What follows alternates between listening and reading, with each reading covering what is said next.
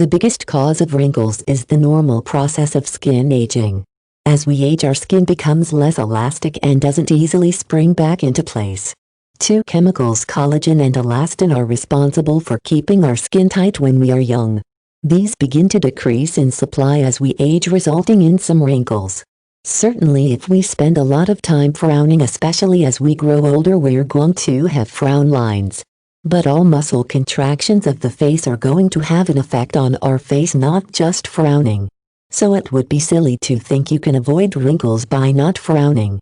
The complex network of facial contractions that make up smiling cause wrinkles too, as does raising the brows, talking, blinking the eyes, and chewing.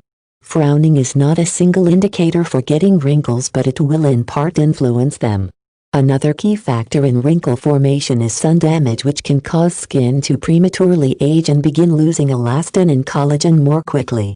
While we can't always avoid frowning or other movements of the face, it's certainly wise to limit skin exposure to sun and to wear appropriate sunscreen and sunglasses when we must be out. Aside from avoiding premature aging of the skin, this makes excellent health sense, since frequent sun exposure without protection correlates to higher incidences of skin cancer. If you're fighting the battle against wrinkles, you should also know that smoking cigarettes reduces the production of collagen. For those considering trying cigarettes to appear more mature, consider in a few years you may actually look older than your age, which is not necessarily desirable when you're 30 and look 45. Again, there are numerous excellent health reasons for never starting smoking or quitting if you do. Smoking certainly creates much greater risk factors for not reaching an age where you need to worry about wrinkles.